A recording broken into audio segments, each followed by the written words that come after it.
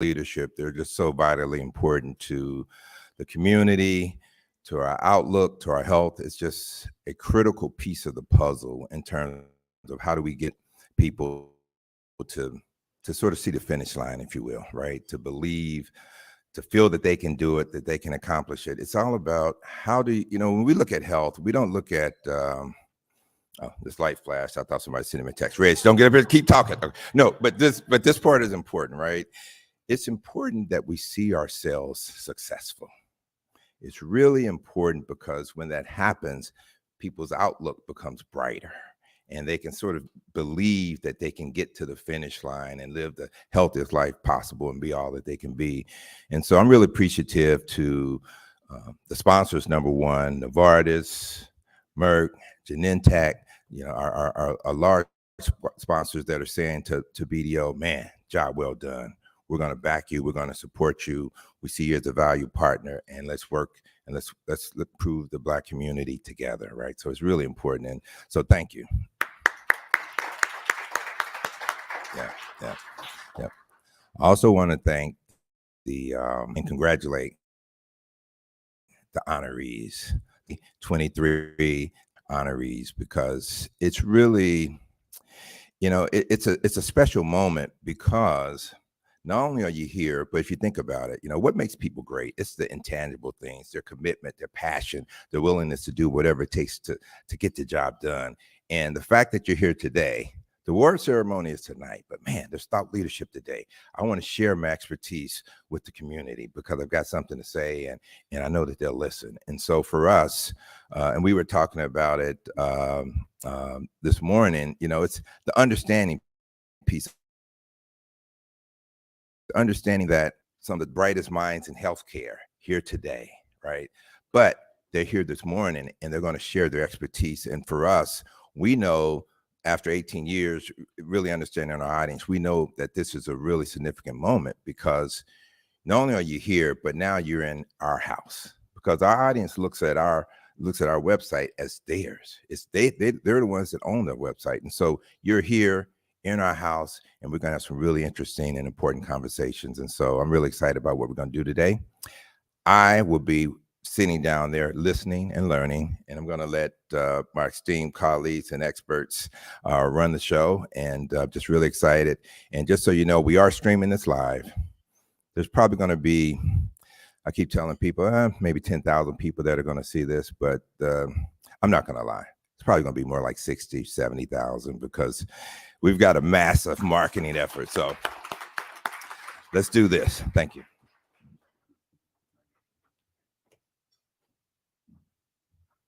See, he's so tall. I got to move that down. You know, I got to blame my mother for that one. So, good morning, and welcome to the 8th Annual Thought Leadership Summit.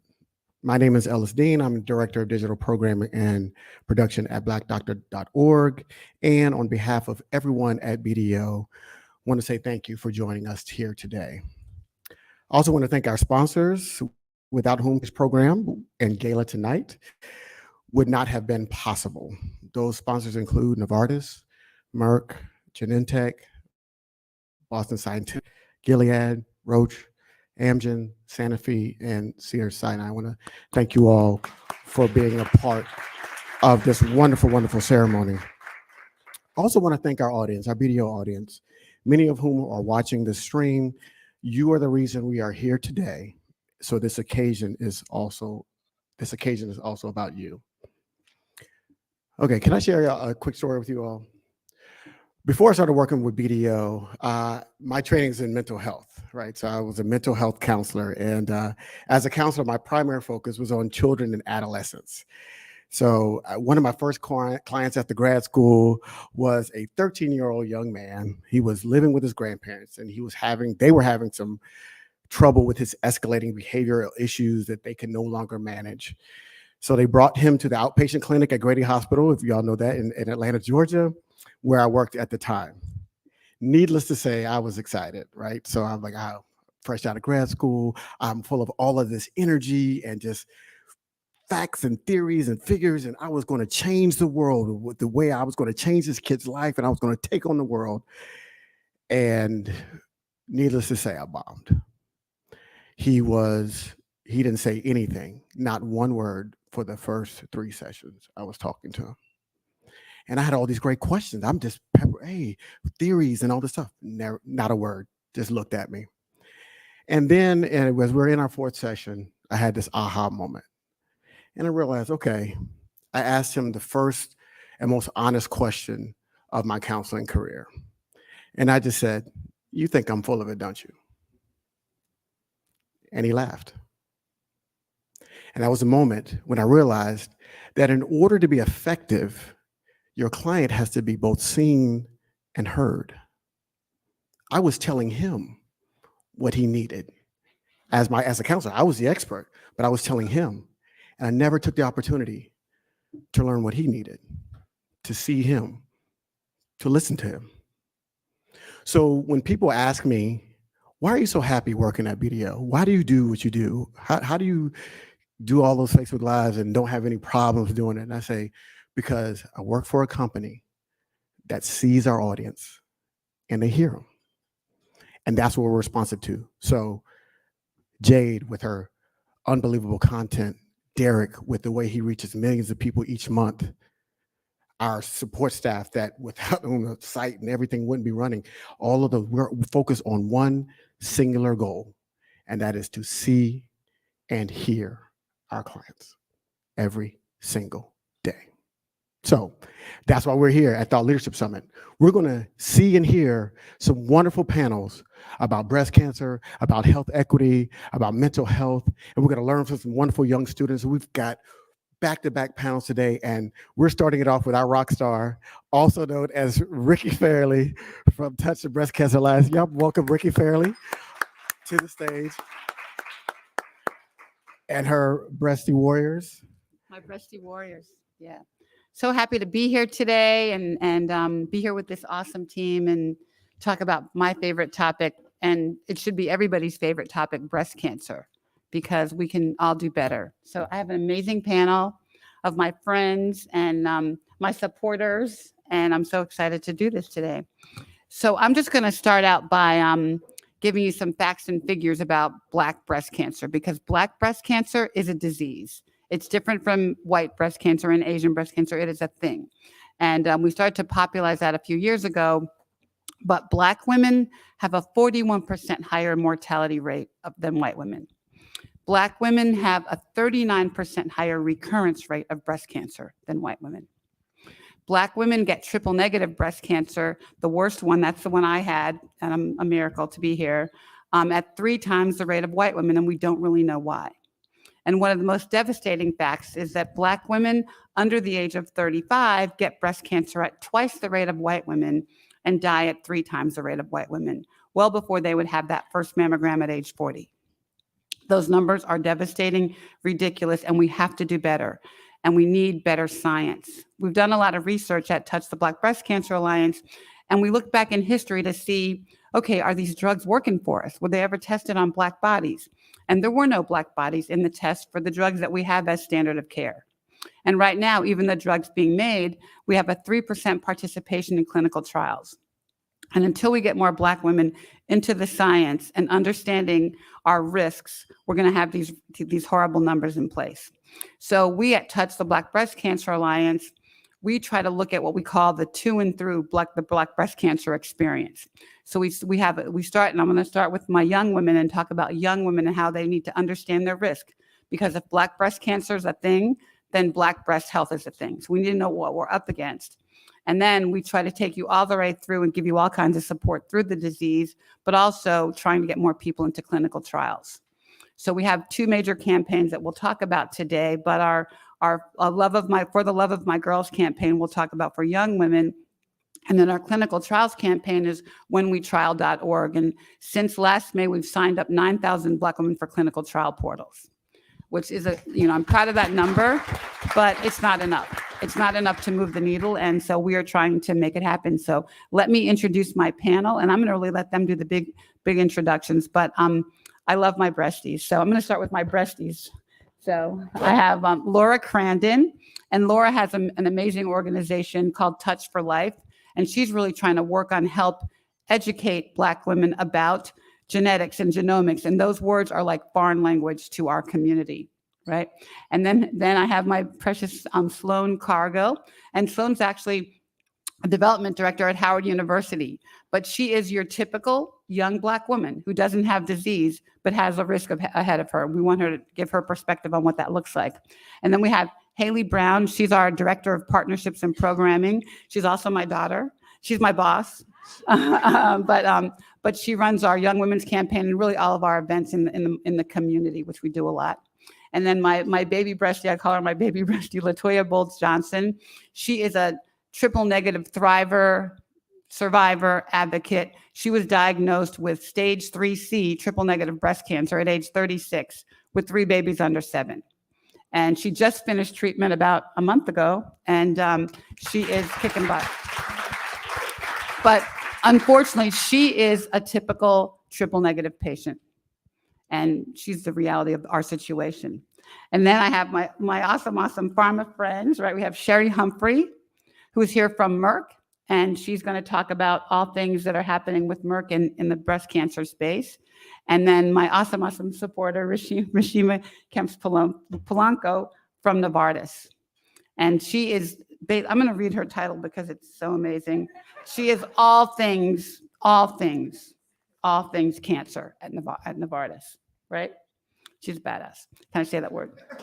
Anyway, they both are. So we have this amazing panel, and we're really going to just talk about to and through the breast cancer experience.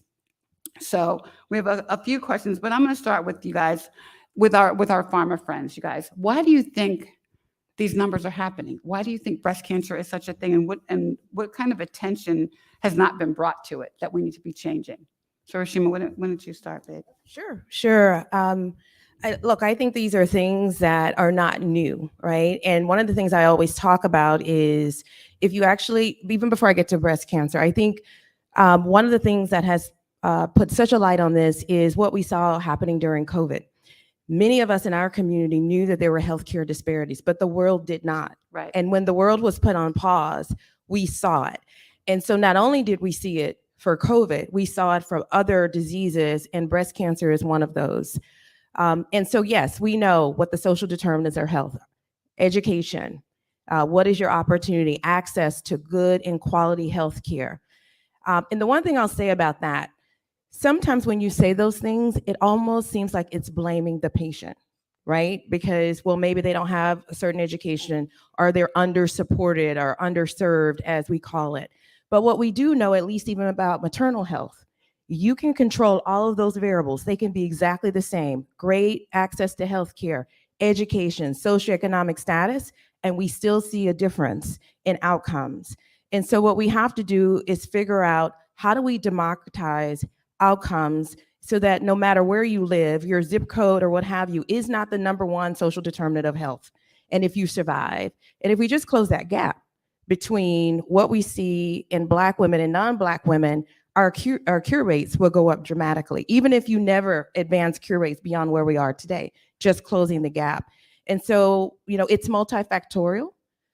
It is partnerships between private, government, pharma, the industry, academia, and wonderful people like you who, are on both sides of it, right? Having been, you're a breastie, but also now really, driving the charge for this, all coming together to say, how do we solve all these different issues at scale and equitably? And that's how we're really going to have an impact. And so we can talk later about what Novartis is doing about that to do its part. That's awesome. Rashima, I almost hate the words, the social determinants of health. They're like a bucket you can kind of throw everything into and blame the patient. Right. So we have to change that. Right. And I think okay, I think it is on. Just to, I think, cover that very well. And I think COVID did really help bring a lot of these things to the forefront. And like you, the whole social determinants of health, it does look like it's a patient issue. And it also honestly sounds sometimes like it's something easy to fix. Well, if we give people money or we move them or we move doctors here, that they're still going to be treated. But what I really like to focus on is also health equity. Because social determinants of health, even when you get rid of all those things, and I know you were probably at ASCO a couple years ago, like I was, and even last year, what we're finding is, as you take a look at Black women and breast cancer, just because their socioeconomic status is higher does not mean that they're treated any better or that their mortality is any better. So to me, in addition to some of the social determinants of health issues that we need to deal with, it's also a health equity issue. It's a bias issue from treaters.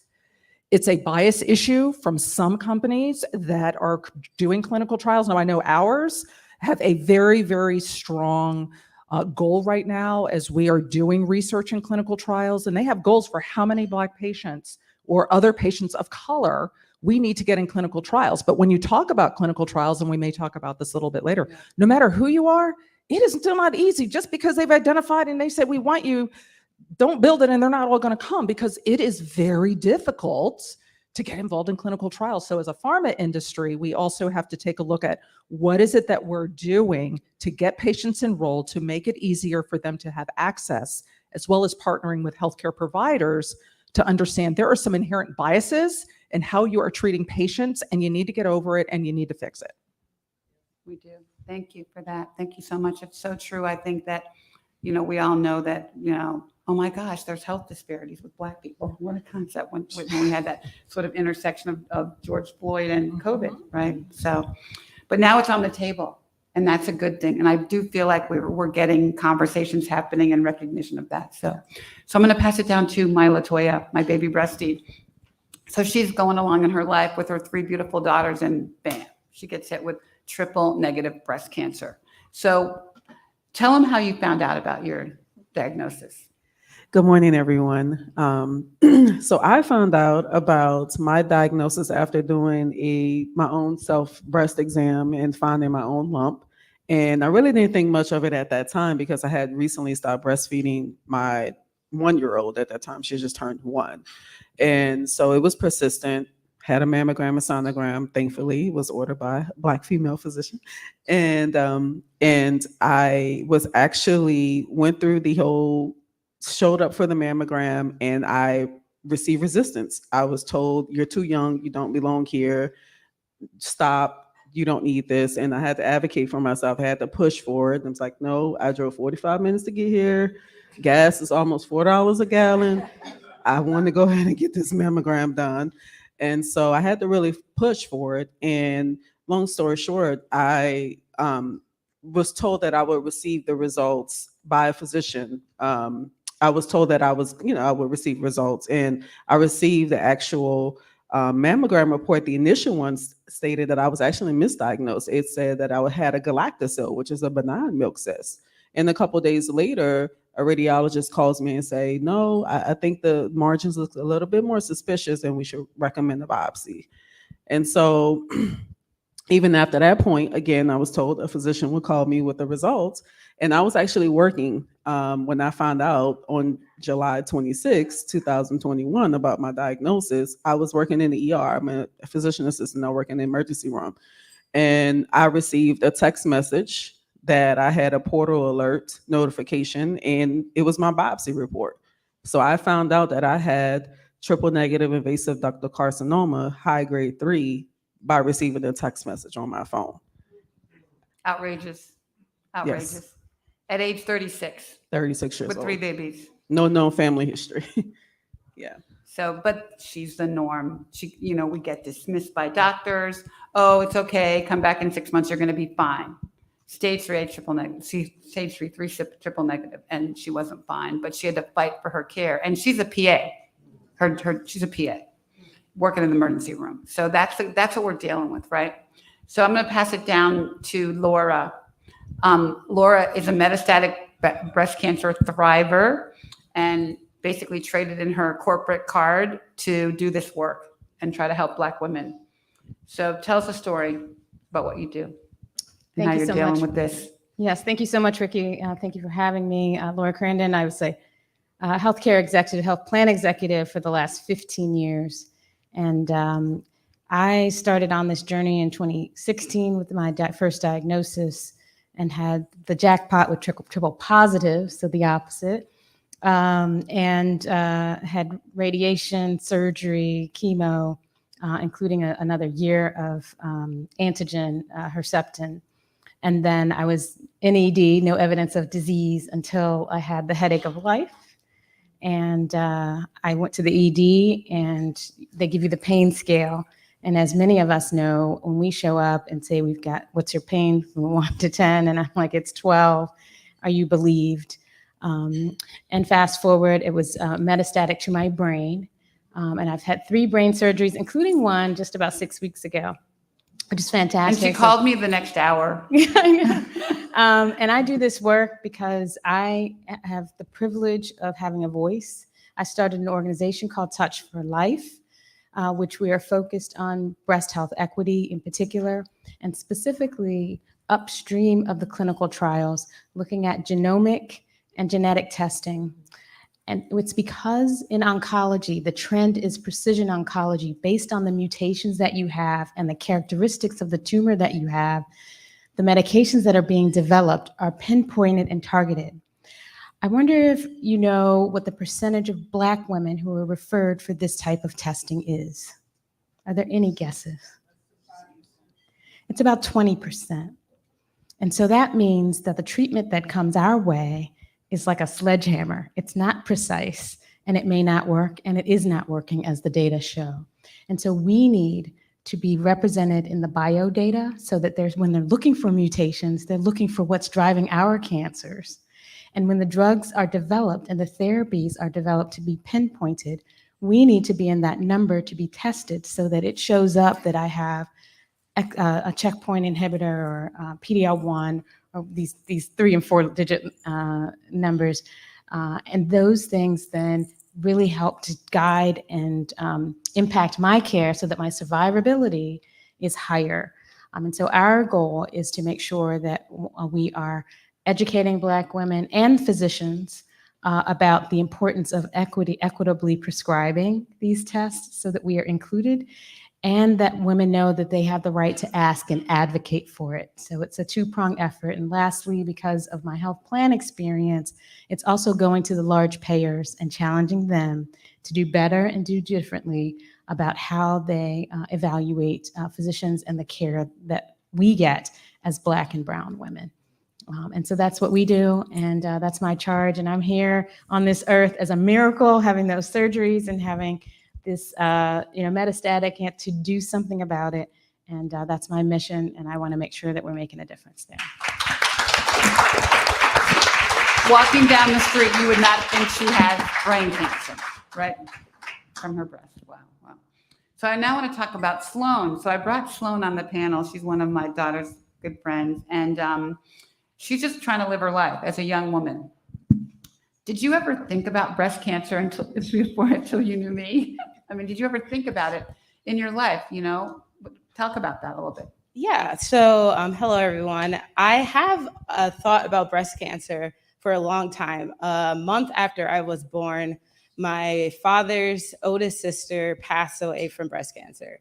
And she was under 35. I don't remember her exact age, but I believe about 34 when she passed away. So my entire life, I've known that story. And it was just one of those things that my parents would talk about, but we didn't really talk about it deeply. We didn't really talk about the risks. So knowing you and knowing Haley and in my 20s really was the time where I started to learn about not only the, our family members that passed away from breast cancer, but actually just having the opportunity to meet survivors and meet breasties that have been able to have diagnoses and be able to go through treatment. And that's been a really powerful thing because of my ability to know people that advocate for us, to learn early, to advocate for your doctors. It's been a part of how I change my own experience with my doctors. And I've always told my doctors, I am concerned about breast cancer. I had someone who died very young in my family, and always been told, well, when you get in your 30s, you can start worrying about that. But just this past January, I actually got a new doctor And I advocate. I told her, I said, this is something I'm concerned about. So for the first time, I actually had someone take me very seriously and say, we understand your concern. So in 2 weeks from tomorrow, I'll be going for a mammogram and an ultrasound. And it feels good to be able to have someone hear me, listen to me, and set up the appointments and the screenings and not just push it off. But you had to push for that. I had to push for that. This probably, I had to push to find a Black doctor, Black female doctor. I had to, I kind of called it a deferred maintenance. Throughout my 20s, I'm just grinding, trying to work my way up from that first salary, and took a little bit. Now I'm in a place where I'm like, no, I'm going to take that time off and go to this appointment. I'm going to search through ZocDoc. I'm going to go through all these different places to find a doctor that works for me. And it takes time. It takes, ability to block off my calendar. And it takes saying, I need you to listen to me, hear me out. Don't ignore, my concerns. That's great.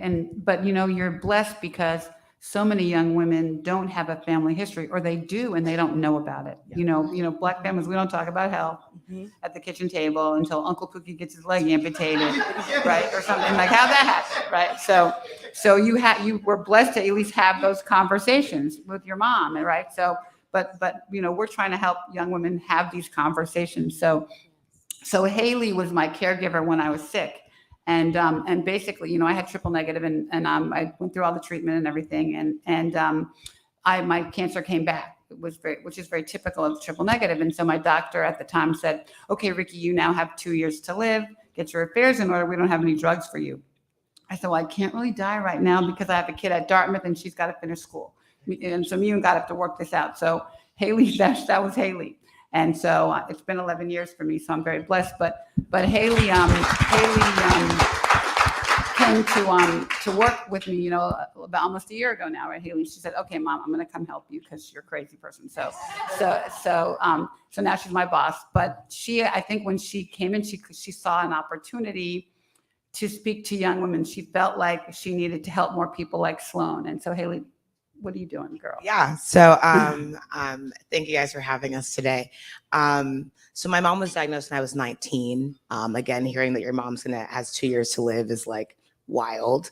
And I'm so happy that we are 11 years later, looking great. Yeah. But I try to think of all the things that I wish I had known when she got sick, and all the things that would make this. She describes her getting cancer as like finding it a really, really dark room. And how do I make that room a little less dark for young women and give them the tools that they need to educate themselves and empower themselves to advocate for themselves? And so my background is in education. I taught elementary school for 8 years. And so I've been thinking about how I can bring those skills to this space and really educate young women on checking their girls, archiving for love of my girls. We love wearing our brand. But how can I get them to unlock their her story, talk with their family about their shared health history, get to know their girls, know when and how to do so. And then just really choosing Black breast health. Black women under 35 get breast cancer at 2 times the rate and die at 3 times the rate of white women, which again sounds crazy and something that you don't really see on the day-to-day, but this is real. And we're also not told to get mammograms until we're 40. And so these things nothing is aligning here. Mammogram guidelines, screening guidelines, they just don't match our urgent needs as young women. And so we have to self-advocate, and we have to know the tools and have the things that we need to empower ourselves and feel like we're a larger part of the conversation. It's so important we have a shared health history worksheet on our website. And in that worksheet, you go through your mom's side, your dad's side, and go through, it's more than just breast cancer. It has all the common Black ailments that happen in life. And it's really, really nice because you do get into the details of how old that person was. But because knowing your history is very important. I have a great-grandmother, a grandmother, and a mother that had breast cancer, and they had no genetic mutations. So my shared health history is all that I have to prove to a doctor that I need better screening. And so, yeah, that's the work that I've been doing. And it's been really, really fun to like create this under my mom's tutelage. So thank you for that. Thank you for the space to educate young Black women and make sure we have the tools that we need. So to my pharma friends, you guys are working on drugs, and we're trying to help you work on drugs and help you bring Black women to trials, and we can talk about that in a minute. But what do you think are your barriers? Like, do you feel like you are empowered to do this work to help us? Rashima, you want to talk about that? Sure. So the short answer is yes, and that's why I'm sitting here, and I think it's important for there to be diversity at the table. And thank God for you. And be the boss. The boss, right? To have because we are privileged to have these chairs at the table. And I know my mom is watching this now, but my mom was a person who raised me, who said, look, if you're going to sit there, if you're going to do something, do it well or don't do it at all. And basically it means if you're going to be at the table, take up space, make a difference, help others, or get out of it and let someone else do it. Don't be afraid. Don't be tentative. Right. And so how do we each use our platforms of leadership, wherever you find yourself, to give voice to the voiceless? And that's really, how I think about it. I care about all patients. We are all humans, right? We all bleed red. But when I see equity issues, I'm thinking about, well, how do I level the playing field so that all have an equal opportunity at the same cure rates? And that's what drives me. And so some of the barriers that can be there, right, is, how do you build trust? And, our community has a good reason to have mistrust, right? And I won't go through the history. You all know what I'm talking about, right? And it dates back for decades. And so there's a mistrust with the healthcare system. How do you reestablish that? How do you communicate it? Why is it that if you say you're in pain, right, that you're told you can bear it, you're strong enough, but someone else is in pain, right, they get something else, and things like that, right? That we have to create more equity around. I think the other barrier is focus, right? Moving things from, well, that's the right thing to do, to know there's an economic incentive to doing it. And we have talked about diversity overall, diversity in clinical trials for a very long time, and everyone will agree it's the right thing to do. And for me, it feels like it sits in a charitable space. And Linda is here. She knows I talk about this all the time, right? We have crossed the threshold of it's the right thing to do. That's been proven. That's known. So what are the consequences of not doing it? And that's when it starts to make a difference in our industry and for patients. And so we see that starting to happen. And I think once we can look at, all of the reasons in the healthcare ecosystem and in our communities and figure out how do you correct those organic incentives that sit in the system, right, that actually work against equity, start to correct those and point everything in the right direction, we can start to equalize outcomes for patients. And so I think, but it takes all of us working together. It's a huge problem, Right. Ricky, you know that. It is. And no one pharma company, this is why we're both, here, Right. no one entity can solve it. We have to all be on the same page. And I'd love to hear. Absolutely. You have to be Completely. intentional. You have to be And every piece of intentional it. and not like it's the nice thing to do. Well, that'll Right. take forever. Right. Right. What is it that you're required to do that aligns you to the right thing? But if you don't do it, also what's the consequence of that as well? Right. And I think, we've both been in the industry long enough where it is about the business. It's about the dollars. We're in pharma. Oh, yeah. It's Yeah. about the dollars. However, I think good news is, with people like us that do the research, we talk to the patients. You're able to go into a room and say, this isn't about $1. This is about the right thing to do. And we both work for companies that have very strong efforts for diversity, equity, and inclusion, not only from a commercial perspective, from a research perspective. And that is that's why I feel proud to work in the industry, because especially in oncology, because I know that is something that we can inform. But I do remember the days when you're sitting around the table and being like, well, it's a little group, maybe we'll try a pilot. No, this is a very serious illness. And especially when you're talking about triple negative breast cancer and you're talking about the challenges that you face, guidelines, Right now, testing guidelines are 40, 50, depending upon where you're looking. But in triple negative breast cancer, 40% of the patients are below 40. That's why you can't get a test. Say that again. 40% of patients with triple negative breast cancer are below the age of 40. But most guidelines say it's 40 or 50 is when you should start testing. Major medical guidelines, which means that even if you want to advocate for yourself and you're going in and you have a family history, you probably have to go through 20 steps to prove to the insurance company that you need to do it, to get your doctor to say, well, but you've got to do all that work on your own. And you guys at your age are fortunate. My age, my parents are 85, 86. I literally had, I guess was maybe 6 months ago, a breast cancer scare. I went for the first mammogram. Oh, we see some spots, we'll come in, and you go the second time and they're taking long, you're like, okay, something's wrong. Right. Okay, Mrs. Humphrey, we want you to come back, do the biopsy. We go through all that. I'm talking to my parents about this. I never knew my mom's sister had breast cancer. I knew she had a swollen arm, she had lymphedema, but because she had had breast cancer, she had had surgery, and that was one of the side effects. Yeah. And as I was looking, they did family history, thank the dear Lord, everything was fine. It was just some masses, but I got them tagged. So, I'll continue to go back for testing. My husband, prostate cancer, his father had it. His mother never told him. So the point being, as you have an opportunity to ask the questions, because if they're, and maybe this is a bias, if they're probably 70 or older in your family, they are not going to proactively tell you anything. They don't even want to say the word cancer. They don't. So from a pharma company perspective, I think we have the tools. I think it's the trust. I think it's the awareness. I think it's working and partnering with you to give you the educational tools that make sense. Reggie and I and the team have talked about this, but how can we boil it down that it makes sense? Biomarker testing, PD-L1, those are complicated words. Right.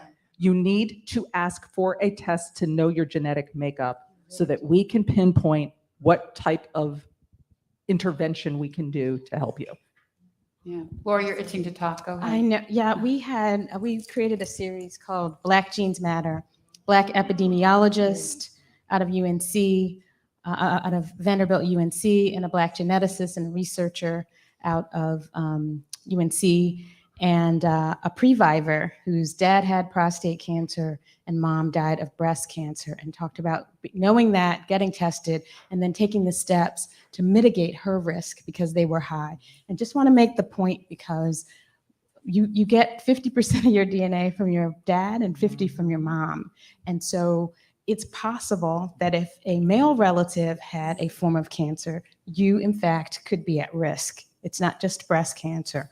And if your relative, if you had breast cancer or prostate cancer, your child, male or female, son or daughter, should also get tested. And so these are the things that we're sharing with people. We had a person who was on that, in that workshop, reach out to us afterwards and say, I didn't know about my health history.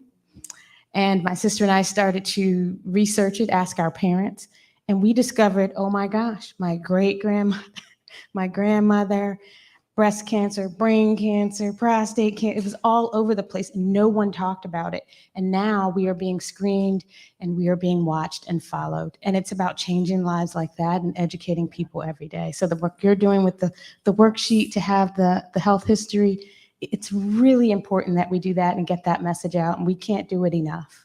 Yeah. Yeah. And guys, we did a bunch of research.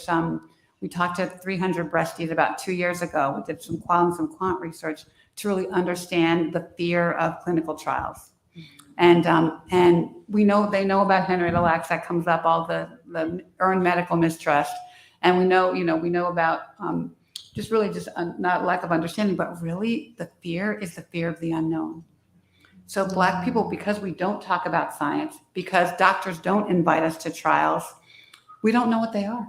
And so the resounding thing we kept hearing was, you're going to get the sugar pill and die. Well, there is no sugar pill in cancer research, but that was not clear at all. And that was the biggest fear. And when you break down what standard of care is and explain it in very simple terms, because as soon as you introduce a word that they can't spell, it's like, you lost them, right? So all the words have to be spellable, right? They have to be whatever for the 6-year-old. That's why they talk to me like I'm a 6-year-old. But it has to be clear and concise and elementary.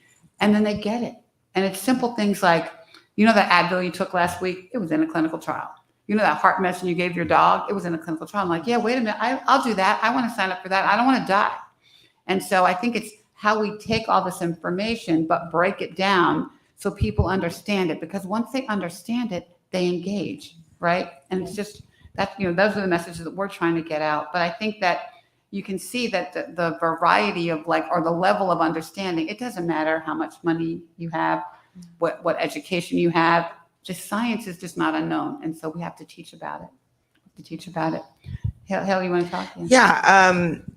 I think too, for the young woman, I can be aware and I can know all of these things, and I can be, you know, I do know that I should be aware of my health in a way that I probably don't talk about. But how do I turn that awareness into action? And that's kind of where the young woman is right now.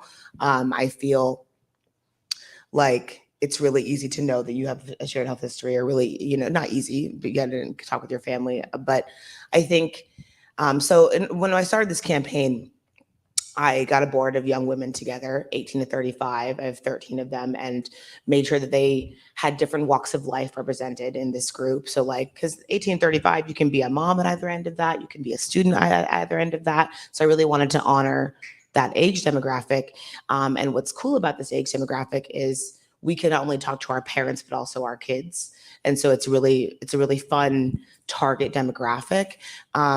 But it's really about how do I turn that awareness into action, because I can talk to my family, get my shared health history, but then like even just making that doctor's appointment is sometimes really, really tricky. Feeling like you can take off work when you just start a new job because you're in your 20s or whatever it is.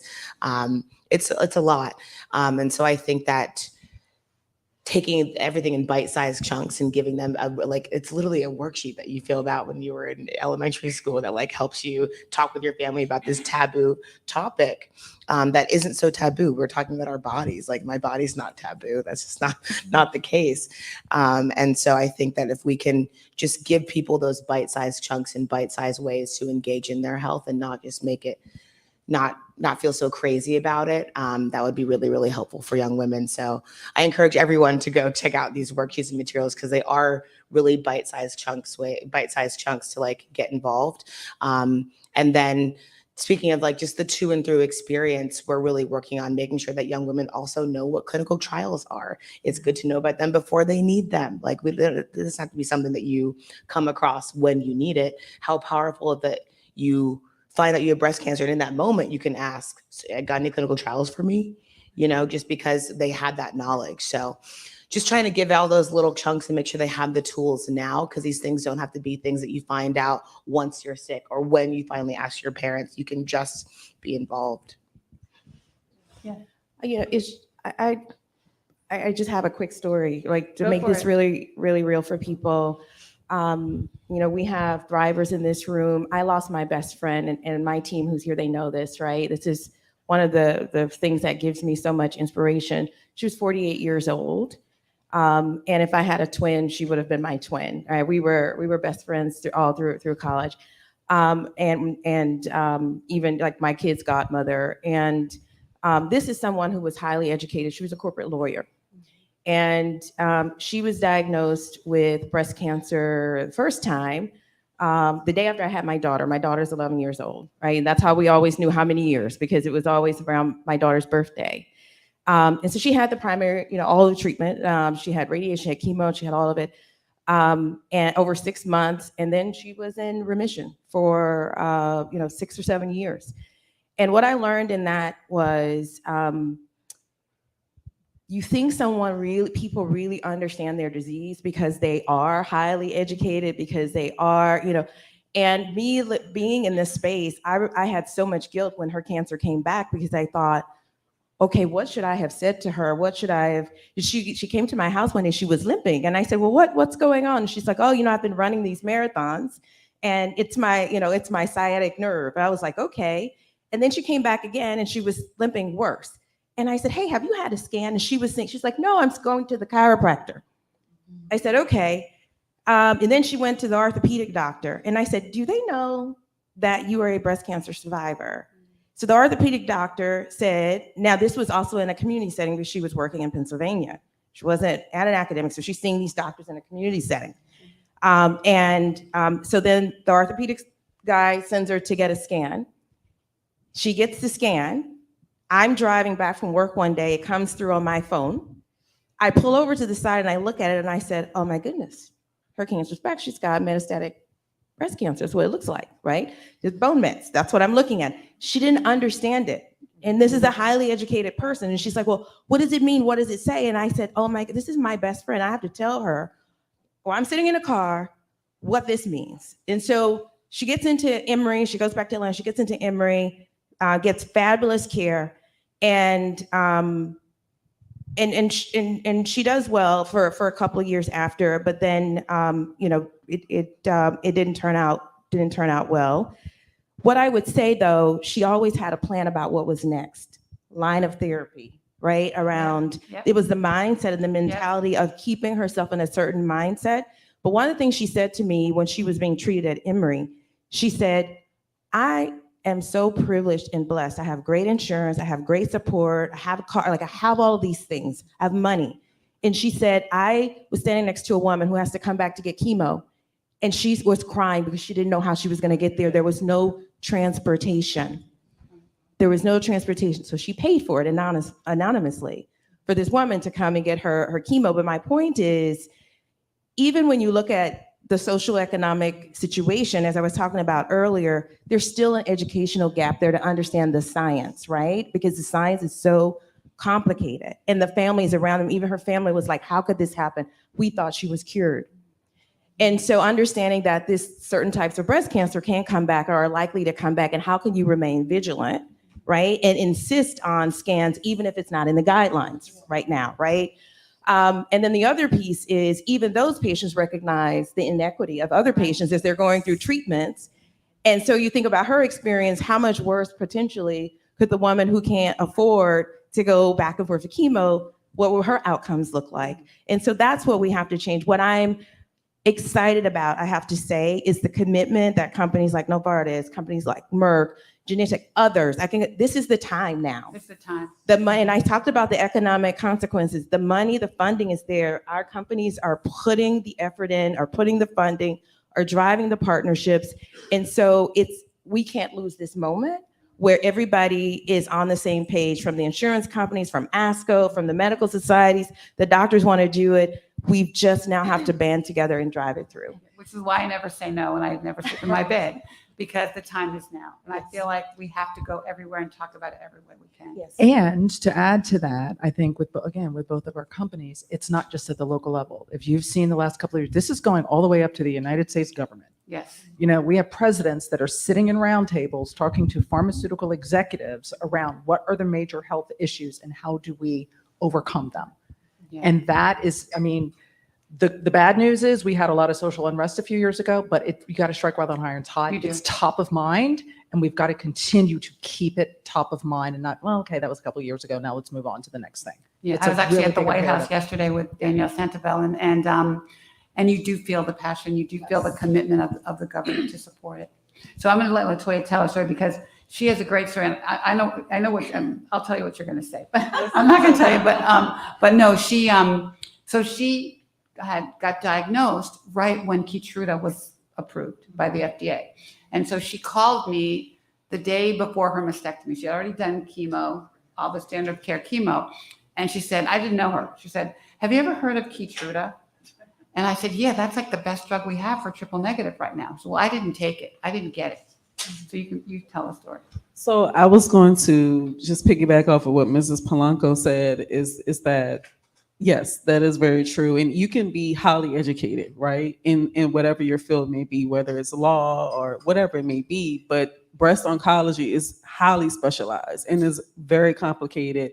I'm emergency medicine, so I know how to detect if someone has appendicitis. I know how to repair your laceration on your forehead, but I don't know much about oncology. I know general aspects of it. So I wasn't abreast of the latest, treatments for breast cancer.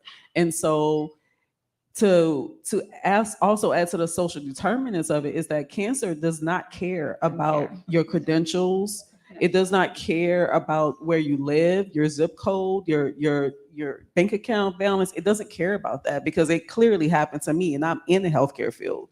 And so when I was going through my treatment, I intentionally stopped looking at a lot of journals or whatnot because it was stressing me out because I was reading about complications, and for my mental health preservation, I needed to just go through it.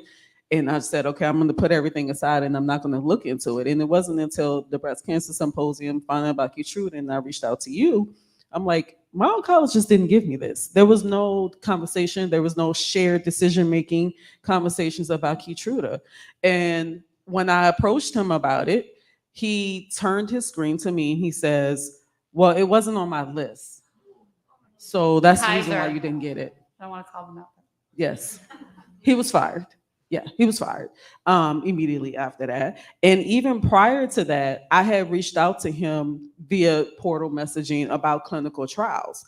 And that's another scary aspect because, you know, I'm in the healthcare space, so I know the importance of clinical trials, but it's so many women who are burdened with this disease who do not recognize or don't know much about clinical research, or just, like you said, just think it's a, you know, placebo sugar pill and I'm just going to get this and die. And so it's so important. It's scary because we have so much work to do because so many women aren't educated about it. But at the same time, I'm a healthcare provider. I'm sending him actual clinical trial study numbers. Like, I want to get enrolled in this trial. I've already teetered out, okay, I'm eligible for, you know, I meet the criteria for this. And so he was never considering it. It was always, you know, you don't need it. And so with the combination of not receiving Keytruda and not listening to me about getting enrolled into a clinical trial, he was fired. And I think it's also important for people to know that just because you have a physician in front of you and they have these credentials or whatever their credentials are, you are in charge of your health. This is your body. You work for me. We're a part of this team together, and I know my body better than anyone else, and you need to listen to me. And so that is thank you. And that is so important, and it's so instrumental, and women have to feel empowered as you're going through this, because we have to be advocates for ourselves. And I after I fired him, I found another oncologist, and I was enrolled in a clinical trial here at Georgetown, a Persevere trial sponsored, I believe I can't remember the sponsor, but I had to ask for it. And She did it herself. She had to go do it herself. I had to enroll. I had to ask for it myself. And thankfully, my second oncologist enrolled me in it. And the importance of me being in this trial is because I do have 3 young daughters. And it's important for my biological profile, my Black body, to be studied. Not just for me, not just for you, but because I'm building my medical trust fund for my children. We have 529s, we have Coverdell ESAs for our children, but this is my medical trust fund for my children, because I do not want my children to develop this breast cancer. Yeah. So we have a lot of work to do, but I think, you know, we just try to have these conversations, you know, and that's what we talk about on the Doctor Is In every week. But so we can overcome the barriers. The time is now, right? Are there any things that we should be doing, like partnerships? I mean, you guys are awesome partners for me and for Touch, but even you know, you guys, Sloan, what do you think? What would help you have more awareness of breast health in your world? And she works at Howard with students. You know, so. Well, I was actually going to take it right to Howard. One of the things I'm so proud of with Touch is that you all have the HBCU internship program. And that is just so incredible, because bringing this advocacy in an academic setting, in a cultural setting, in a space where, you know, our young students can be talking about this, can be learning about this, can be getting involved and understanding there's advocacy. There are ways that we can utilize the education that we're getting in these schools to further, you know, the research and, you know, further our education and get access earlier. So it is incredible that, you know, we have these different programs that go into HBCUs in particular, so that we are talking about it earlier, and that people can see their place and see that you can start getting involved early. You can start advocating for yourself early, and the more you know, the better you'll be. Yeah, we've actually had 55 HBCU interns in the last 3 years. And I think in all but 3 cases, we asked the kids to, they're all pre-med, pre-health students, and we asked them to have a conversation with their best friend and their mom or their grandma. And I think all but 3 cases, they had never talked about breast health with their mom ever. And they're all 19, 20 health students. So, that's where it's got to start, though. It's got to start young. Hey, Ricky, I think the other piece, though, and I think we kind of talked about this earlier, I think it's really, and it sounds like you're doing this with the screening. I think it's really important to talk to your mom, sisters, brothers, but we can't underscore fathers with a certain Yes. gene can, like with my Yes. husband, I'm trying to say, we're getting our daughter tested for BRCA or Right. whatever. And he's like, why? She can't get prostate. I'm like, no, it's about the gene to the health education piece. It's kind of Right. like, well, if a man has it, then I can't possibly pass it on. But it's more than just talking about the females in It your is. family. It It is. truly is the males and anyone else, because a lot of tumors, a lot of cancers are connected Right. by the different genomics of Yeah, it. my dad had So- colon. So, and even Absolutely. though I don't have a genetic mutation, I have a family history of cancer on both sides. So, and I don't think we know enough about Black bodies. We don't have the science. We just don't know. And I think we can't take the risk of not knowing. Laura, you want to talk? Yeah, so thank you for underscoring that, the male and female piece. From a partnership perspective, it is partnering with organizations that are community-based, the faith-based community, D9, and we have the privilege of working with Alpha Kappa Alpha. I'm a member, and getting this message out to the community in a material way and meeting people where they are. And I let Ricky say her favorite phrase, but meeting people where they are in the community, having these really frank conversations. We also have what we call SOS, Soul Filling Our Sisters, every month, where we have experts from around the country, badasses, I'll say it too, from around the country, talking about topics that are relevant in a safe space for our community, so that we can talk about these. We talk about this Saturday is just about immune support and nutrition and the importance and the connection of that, particularly when you're on a breast cancer journey. But really having the programming and having the opportunity to be inside the community with individuals to educate them. I also say the clinicians as well, as educating them and sensitizing them to see us and what we look like and what it looks like and what the experience is to be a Black woman, a Black man facing this particular disease and challenging them to do better. And so those are the things I think that we can do materially to have it at both ends, individuals in the community where they are, but also in the clinical community as well, to make sure that we're spreading these messages. Yeah, I just wanted to add something about to connect the community back to our internship. So at the end of our internship, we have our interns on The Doctor Is In on blackdoctor.org at the end of their 10 weeks. And this last time we had this amazing Howard intern that I literally met at homecoming this past year. I had a booth, Sloan visited me, and I met her at homecoming and she applied, was an intern this spring, she is right now. And I want to shout her out because her name is Carmia Beatty. And she, during our conversation, brought up this concept of community. And she said that for young women, we really have to challenge what that means in our world right now, because for so long, Black women community meant, or like in her world, it meant supporting and like being super duper supportive and to a fault, right? And she was like, we now have to say, like, community doesn't just mean, hey, I support you. It means like saying the right thing and like making sure you're challenging your community when they need to be challenged and not just like, supporting. We obviously be supportive. That's who we are. Black women, like, when you hear something from a Black woman, it hits different than it hear from any other community, because like that's just it's like hearing something from your mom or your grandma. But at the same time, we have to make sure that we're not like just giving this undying support to a fault. We have to make sure that we challenge our community as well to make sure they're involved in clinical trials, know the science, know the things, and not just go along with what your friend is saying because they're your friend, right? No, but like, oh, that was wrong. Like, let's go do that research, look that up, because We just have to make sure we're sharing the right information with our community as we're engaging with them. So yeah. You have to help each other out with information and direction. Yeah. And say, okay, you have to do it better, you know? So I was at AACR this week at the Cancer Research Conference, and I met, I was on a panel with Lola, I can't pronounce her name, Vashino Ajay. And so she is the person at the FDA who is doing all the guidance work, right? So basically now pharmaceutical companies are required to provide guidance or a plan for diversity about how they're going to recruit for trials. And so I kind of challenged her, and she still hugged me anyway because I've not been very, pretty aggressive. How are you going to evaluate these plans, right? How are you going to evaluate these plans? So the pharmaceutical companies are going to write plans for trials.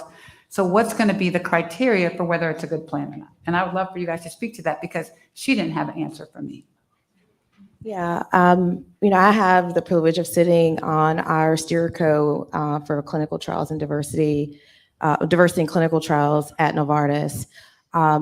Look, I think overall the industry, everybody's trying to figure it out. What are the I think she's trying to figure it out too. KPIs, and I think engaging organizations like yours, the patient community, engaging the industry as well. We have to do this together, right? To say, what does good really look like? But I think within the companies, right, the first step is the company looking at itself in the mirror and saying, is this really getting the job done here? Your baby's ugly. That's right. how I say Is it. And having, well, I think there's a few things, right? And having the right people on those committees. Linda and I sit on those committees. And so we're able to ask different questions, right? Just because of our own experience, right? And I know all the people on that committee, and there's no one on that committee who's doing this because the FDA told us to do it. We were already working on this because we were already committed to doing it. And we're happy about now the momentum that we're seeing in doing it. And so we are asking, because if you look at oncology and the development of new innovation in medicines, we're going further, earlier in disease because many of the companies, ours included, we have curative intent. So you typically start, drug development at the back end of the disease, right? Because that's where the need is, right? But as you learn more about it and you can say, okay, at the end of the disease, you're looking to help people live longer. How can we get on the front end of the disease to say, how can we cure more people, right? And so those patients are found where? Not in the academic centers where we normally spend our time. They're found in the community. So the implication is, how do you train sites to be trial sites who normally do not participate in cancer trials, right? Because most of the cancer trials are done at major cancer centers. And so the companies have to work together to be able to do that at pace, right? It can't take forever. And so they're able to meet the patients where they are in the community, right, to recruit them for trials. So I think that's one big piece. The other is not just registrational trial, but also I'm a big fan of implementation studies in the community where actually you're looking at not only the drugs, but also the interventions around it. Can you provide importation? What is the case management? It might be different for certain populations of patients. Right. That combination of things, right? Does it yield better outcomes in the community? Because what we ultimately want to get to is that if you're going to a major academic center or you're going to a local community cancer center, do you get the same treatment? Are they following the guidelines? Do you see the same healthcare outcomes? And to me, that's a major KPI, right? To say, now you've democratized outcomes no matter what my zip code is, and if I can't go to a major academic center.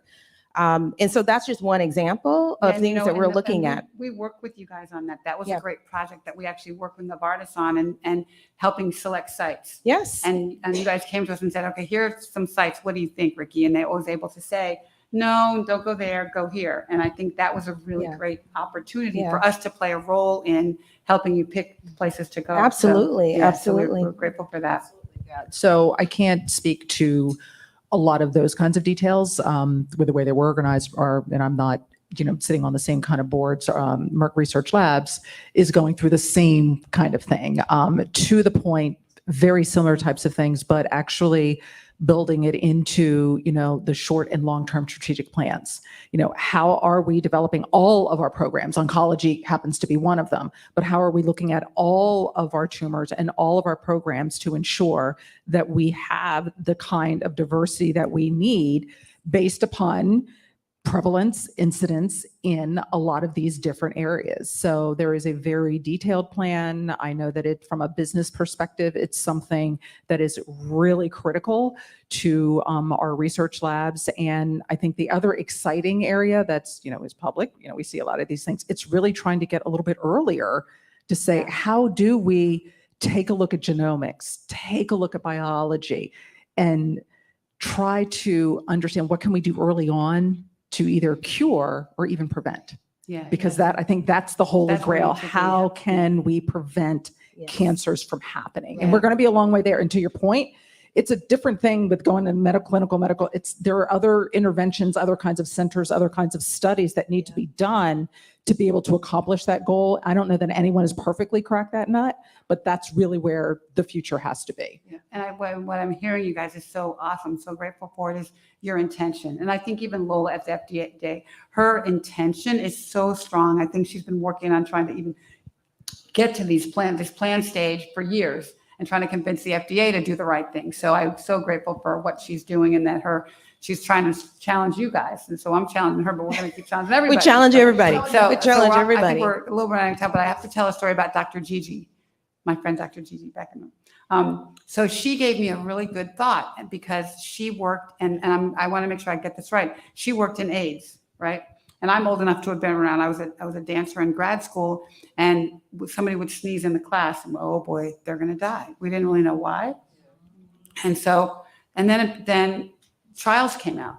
So the only drugs that you could take with AIDS was a trial. There was nothing else for you. And there's a sense of urgency about getting into a trial.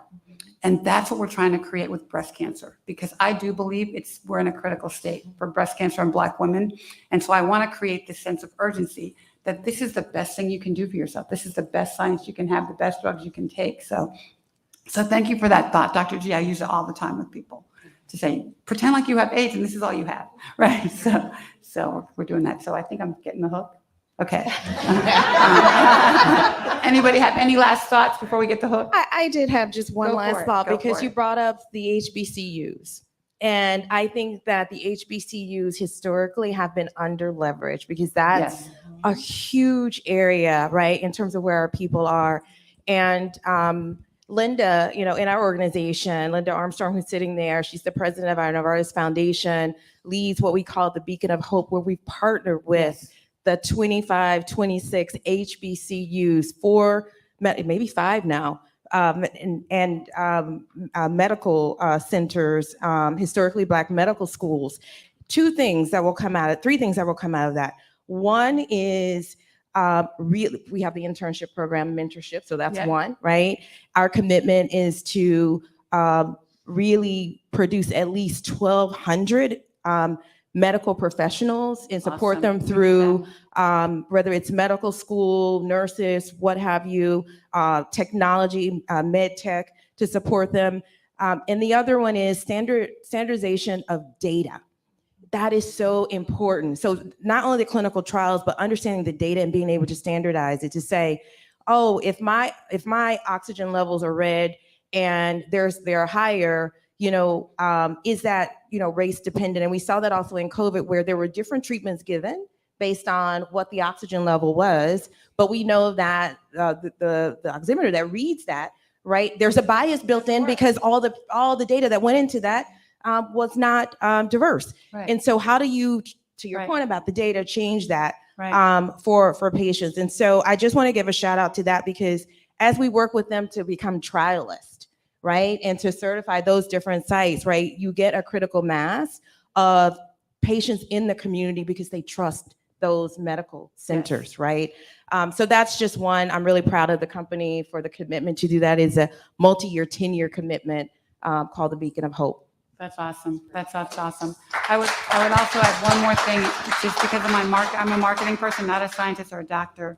And think about the patient, think about the consumer, think about how you talk to them. we don't want to be called underserved. What does that mean? Right.